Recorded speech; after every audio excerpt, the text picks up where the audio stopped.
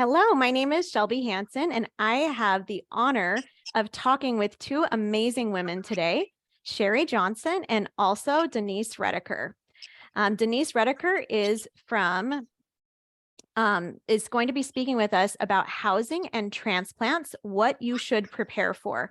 And she has a foundation that I would love for her to tell us about, and then we'll hear a little bit from Sheri too. So Denise, can you tell us a little bit about yourself? Absolutely. Hey, good to be here. Thank you so much for having me. I am a heart transplant recipient and received my second chance in 2018. So I'm 5 years old. I go to kindergarten this year. Um, and, and going through the process myself, you realize that there's a lot of this system that is beautiful and wonderful and gives you a second chance. And because everything is a double-edged sword, there are so many parts that are unfair and wrong and hard and add undue hardships to someone who's already sick, already has a failing organ, heart, liver, kidney, lungs, whatever, has a failing organ and is focused on their adventure with transplant and shouldn't be focused on the crushing financial debt that can come along with it. And here in California, anyway, where I am, that part of that crushing debt is post-transplant housing. We have to relocate to within a few minutes of one of the transplant facilities in the Bay Area, and that would be either San Francisco or Palo Alto. And that means relocating to two of the most expensive places in the country to live. Absolutely. And that relocation can be anywhere between 6 weeks and 3 to 6 months. And that is rarely, if ever, covered by insurance. And because we're transplant recipients, we have pretty unique needs as far as the type of housing that we need. Yeah, absolutely. And so I started Heartfelt Help Foundation to step in and provide assistance with the costs associated with transplant that insurance doesn't cover. Oh, I love that so much. And when did you start your foundation? 2020, it's my COVID baby. It's my unintentional COVID baby. I didn't mean to have it during COVID, but Everybody got a puppy and Denise got a foundation. I got a nonprofit. I started a 501c3. I love that. So good. So Sheri is with us as well. She is a transplant patient, and she's got some things that are happening right now. I didn't know if you would tell us a little bit about Sheri, Denise, until she can come back on.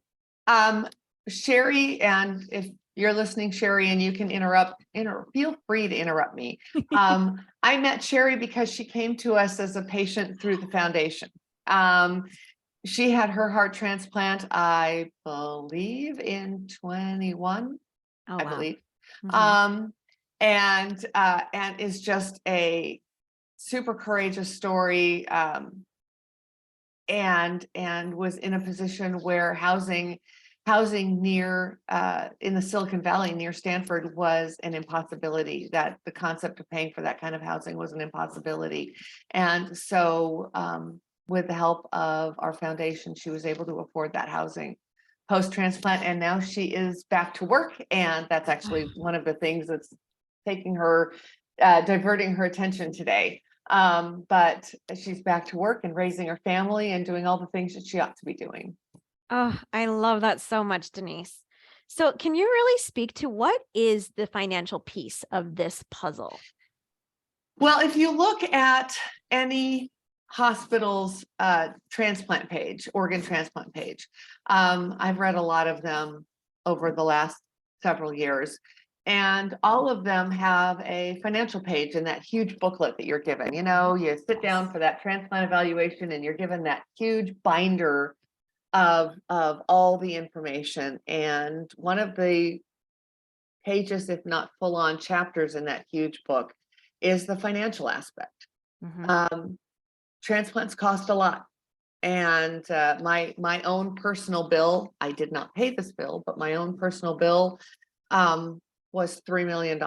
And my running joke is it's a miracle what 3 months in the hospital and $3 million can do.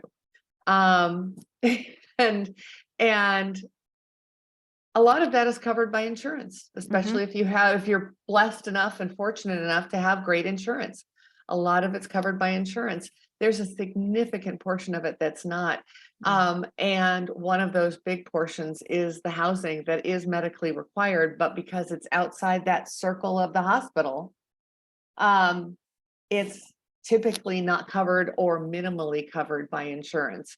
And Sheri, maybe you can speak to that because you have a more recent experience about what your insurance policy did or did not cover. Yes, that they did cover some, $1,000 worth. And fortunately, I was able to go home early. And so I didn't have to pay out as much. I only had to stay at the hospital 2 weeks, but 4 weeks is a long time to cover a hospital expense. And my insurance would not have covered all of it. So to that, I'm grateful for the Heartfelt Foundation because they were able to help lower some of those costs so that I wouldn't have as much out of pocket. But yeah, I think one thing, go ahead. I think one thing to think about too is your insurance, even if they do cover some of it, they don't, like, we're still waiting for our refund, like, for them to give us the money back. And so that money has to be upfront. And transplants happen fast. Sometimes you're not given much notice and you do have to have that money up front, which can be a hardship sometimes for people. So something to think about. I was just going to say $1,000, like that is generous, but also it goes so fast, especially if you're getting care in California, which California is one of the states that does the most transplants. Am I right, Denise, on that? Absolutely. Yeah. Between Stanford and UCLA Cedars-Sinai, and UCSF to a smaller UCSF to a smaller degree, and CPMC to an even smaller degree in the Bay Area. We do a ton of transplants. We're one of the 2 busiest states. I think New York is the other one that does a lot of transplants, or the most transplants every year. My organ donor, because I had a kidney transplant in 2018, actually came from California. I had my surgery was in Michigan, but a piece of California is with me. Well, there you go. So another question that we have is that Denise, you and I have talked about how help and support for housing for transplant patients is very different than other types of patients. So could you speak to why it's so important for transplant patients specifically to have individualized living situations rather than a communal living situation? Absolutely. This is something we feel very strongly about at Heartfelt Health Foundation. Patients, when they receive their transplant, they are at their most immunosuppressed. They're at the most immunosuppressed it's medically possible to be.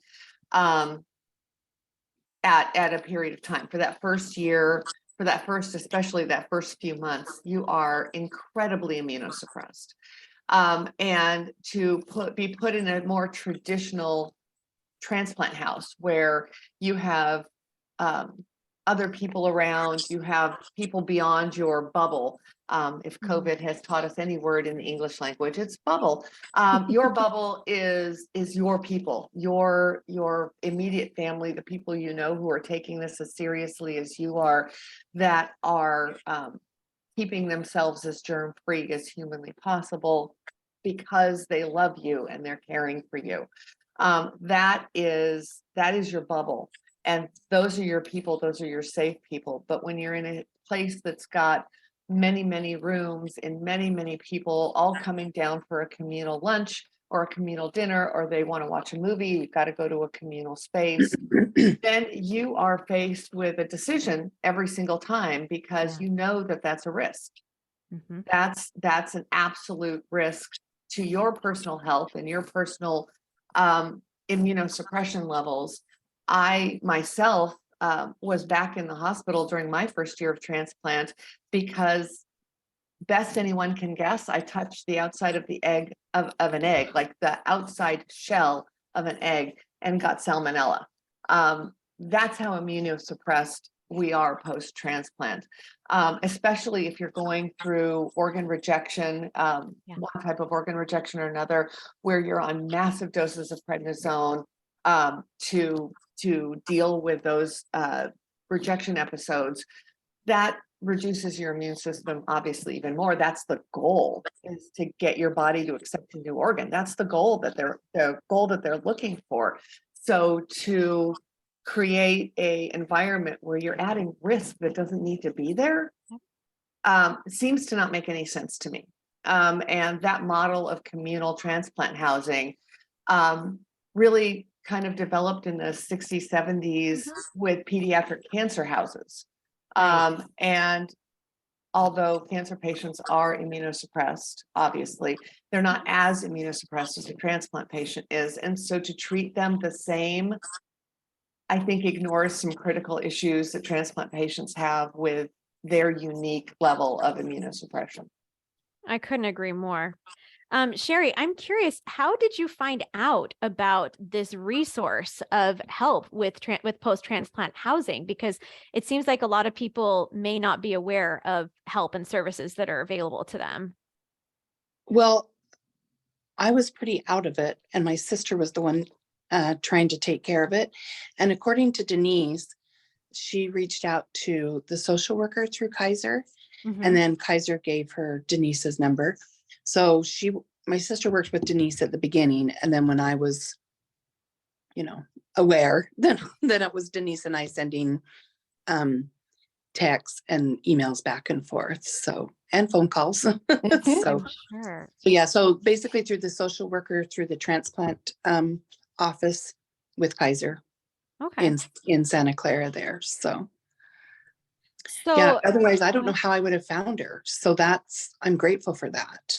Well, you bring up a really good point of just how sick and how ill you were, that it wasn't possible for you to be able to procure that. It was having a really coherent and really capable caregiver that was on top of it to help you to find that.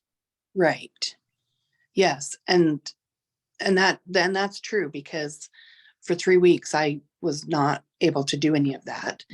And so, Michelle, my sister Michelle and Denise worked together before I could be able to do it on my own. So yeah, that's so great. Allie from the chat is saying that my husband was my caregiver, and he was so vital in arranging the day-to-day aspects of my care. Absolutely. Yeah. Thank you to all of our incredible caregivers. Yeah, absolutely. Absolutely.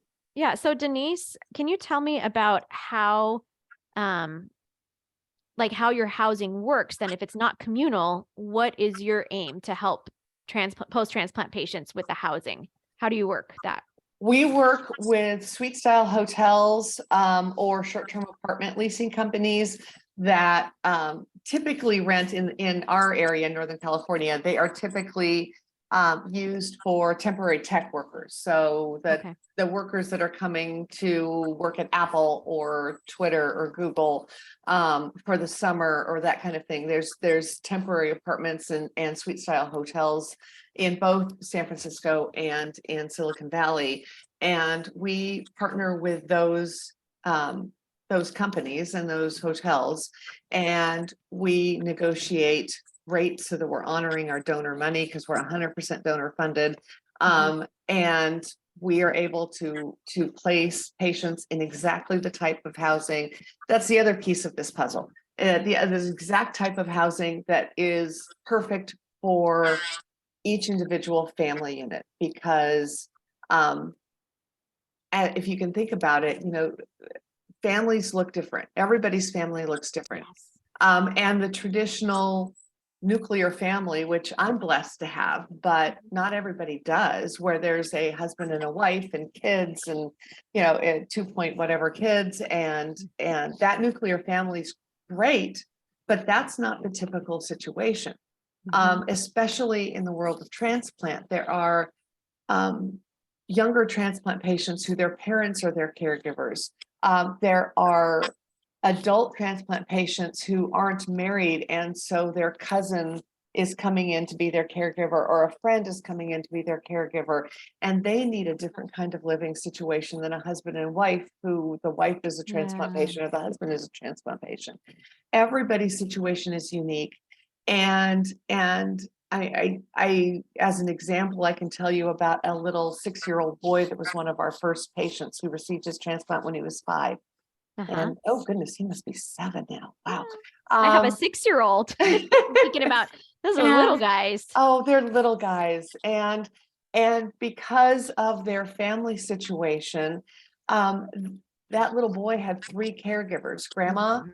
and mom and dad, who all switched off because there were other kids. Sorry, he heard me say 6-year-old. Love you. Go get your ice cream cone. Getting himself some ice cream in the kitchen. Sorry about that. So that living situation looked a whole lot different because there were people coming in, and sometimes there were 2 caregivers there at the time. Sometimes there was 3, sometimes there was 1. But that was his family. Those were his people. That was his, as we like to say at the foundation, that was in his place that felt like home, with the people who felt like home. And scientific studies have shown repeatedly, over and over and over again, that recovery happens best when it's in a home-like environment with the people who feel like home to you, with your trusted, safe space people. Absolutely. Yeah. And something that gets brought up with this, along with housing being not covered by insurance, even if you were lucky enough to have the resources for it, this disproportionately affects people that are like people of color. It disproportionately affects Black people, especially the Black community we've talked about in previous webinars are incredibly disproportionately affected by kidney disease and kidney transplant, also Absolutely. socioeconomic factors. So it just where these factors are already hurting these communities, not being able to have access to post-transplant housing just compounds that problem. So I'm just wondering if you could speak a little bit to that issue. Absolutely. And I would encourage Sheri to chime in too, but a lot of our patients are haven't worked in a while leading up to their transplant. They're on disability. They haven't worked in months, if not years, leading up to transplant because they've been too sick to. They've been too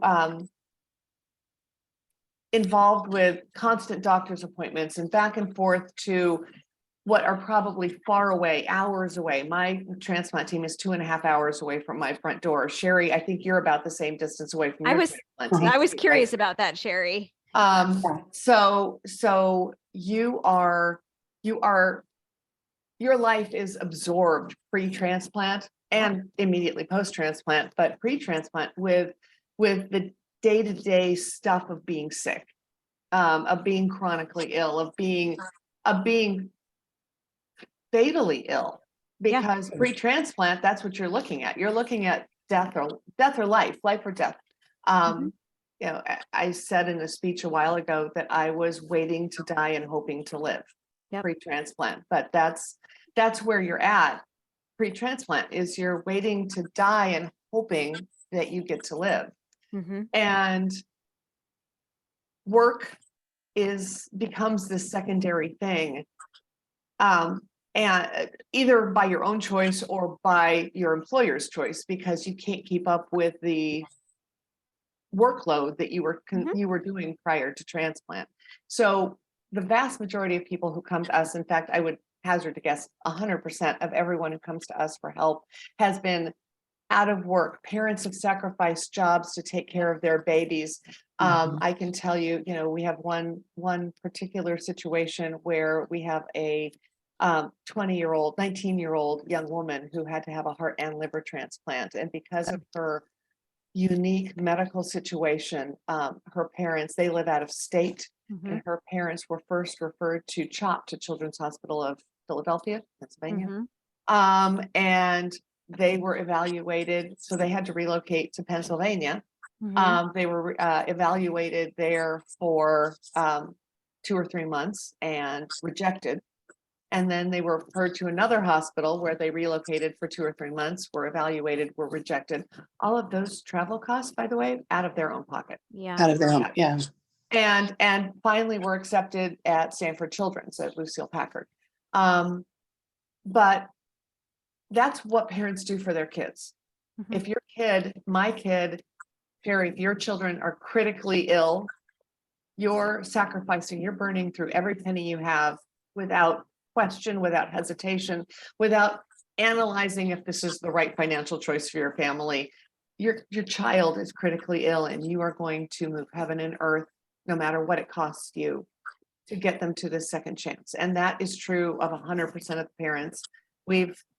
A lot of our patients recently have been pediatric patients, and that is the Mhm. common theme with all of these parents of these little babies who are going through transplant, is that they will move heaven and earth to get their kids to their second chance. And if that means burning through their life savings, burning through their 401ks, all the things that they had kind of stored up as a nest egg, it doesn't matter. Absolutely. And so these people are so financially challenged coming into this process Mhm. that the concept of having to pay for what comes after is impossible. Right. It's gonna take them 20 years to dig out of a hole that takes them 2 months to dig. And that's you not wa- right. Did you want to add to that, Sheri? It sounded like you wanted to say something about that. Well, too. no, Thank you, Denise. I mean, I just agree with her. When I was in the hospital a month, well, first off, I was out of work for a long time, like she's saying, and disability was denied me. Oh, And then I was in the hospital for a month, 2.5 hours away.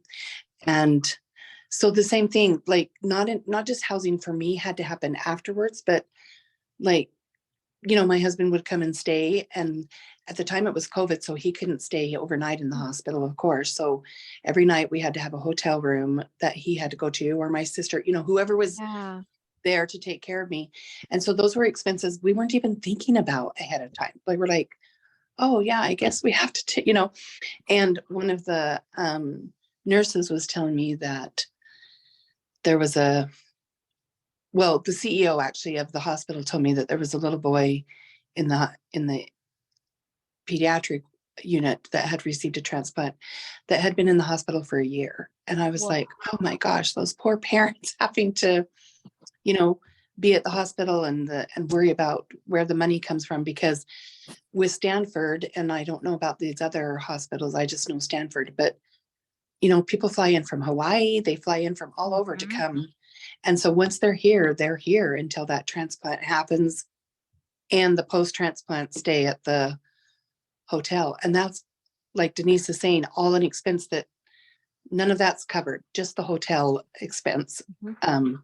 for the patient afterwards, So definitely some financial things to think about going into all of it. So Yeah. And for Sheri, she had partial coverage for her, if I remember correctly, for her post-transplant housing.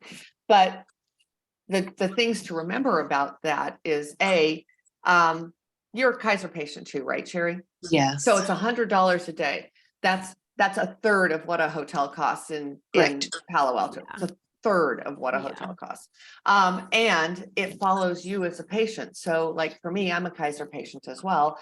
So I had that same $100 a day, but it ends if you get readmitted. And I got readmitted so many times. My husband had to stay in our post-transplant housing because he was there. So that cost didn't end with me moving back into the hospital, but the coverage did. Right. So what we do at the foundation is once you're initially discharged from the hospital, that's when we kick in. If you have to go back, that doesn't stop our participation in your post-transplant care. As it shouldn't. I mean, in a perfect world, we change the way insurance is so that every medically required cost is covered by insurance. Just because it's outside of the circle of the hospital doesn't mean that your coverage should end. If it's Right. medically required and not optional, because this is not optional. Mhm.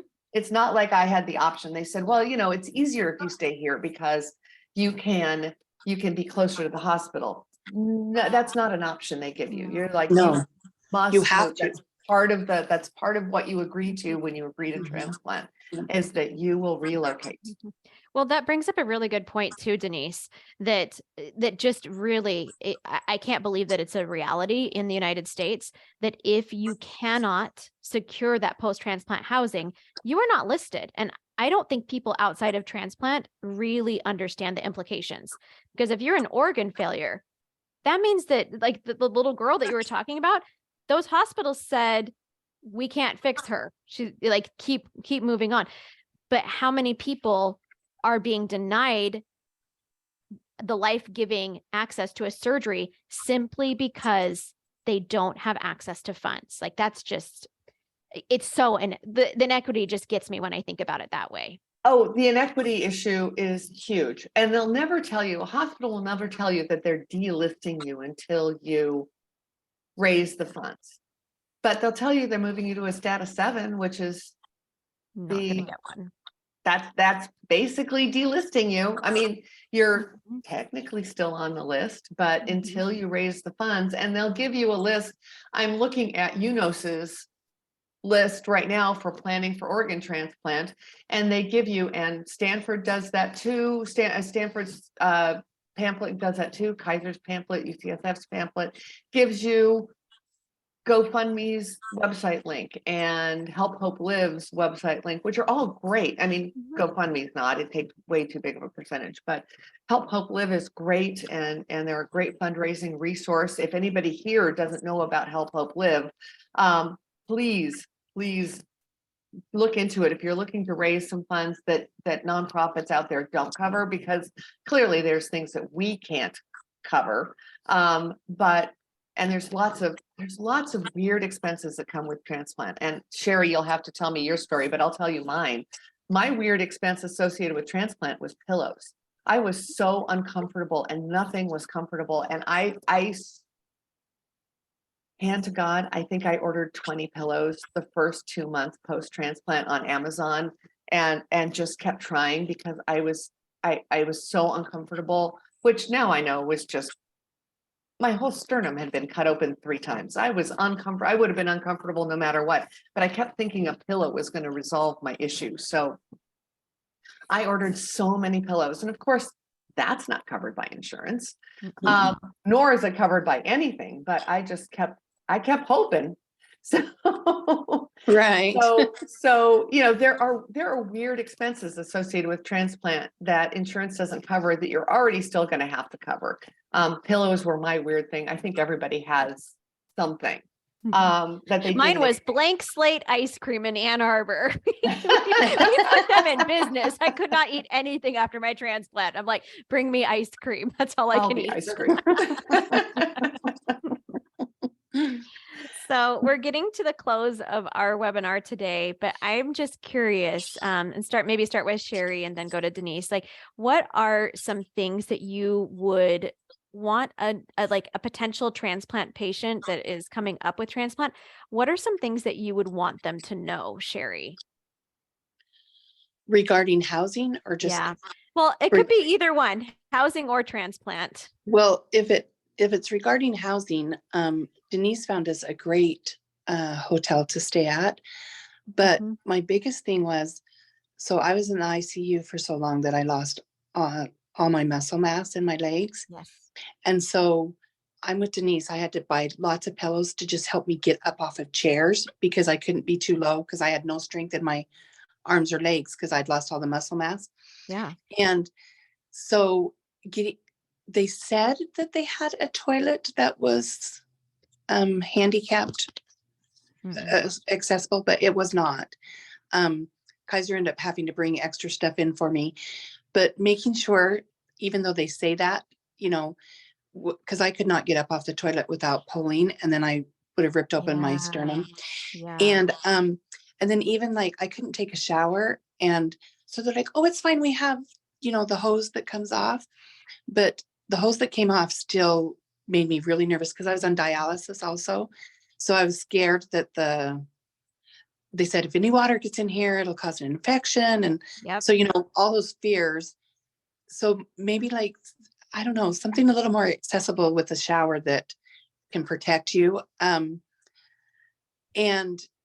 then, but the place that we had was great. Like they put me off in a corner down a hallway where nobody else was. And they would tell, like when it was time to clean, they only cleaned like once a week so that there weren't maids in there, Yes. spreading germs around. And Yes. so they would ask, when are you going to be gone to your doctor's appointment? Because we would have some that would last all day. And so then that's when they would come in and clean. They provided a time where they closed down the laundry room and just let us only be in there so that my husband could wash our sheets. Like we washed our sheets and our towels constantly to keep germs away. Yeah.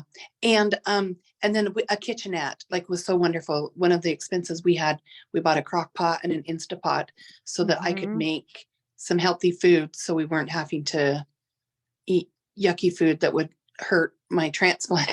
So definitely those are, some things with the post hospitals stay in the hotel. And as far as the transplant ahead of time, you're the luckiest person alive to be able to get I'm so grateful for my transplant.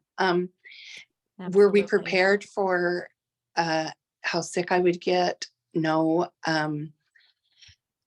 Was I prepared to be in the ICU? None of that was, we just thought we'd go in and get this transplant and everything would be fine. Yeah, I know life has such different plans sometimes. Well, thank you so much for sharing that, Sheri. And Denise, could you tell us how we can find out more about your foundation, where we can find you? Absolutely. I'm Heartfelt Help Foundation. I know it's a mouthful.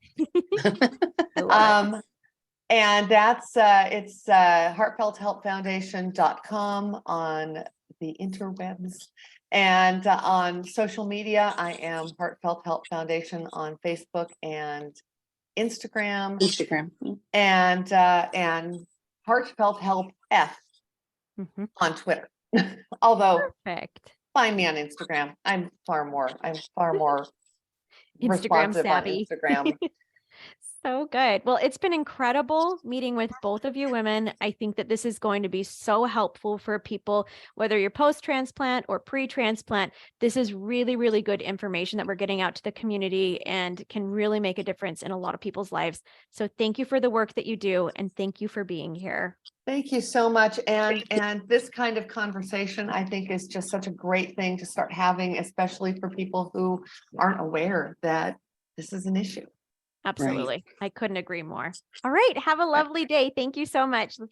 Bye, everybody. Bye-bye. Thanks, Shelby. Bye.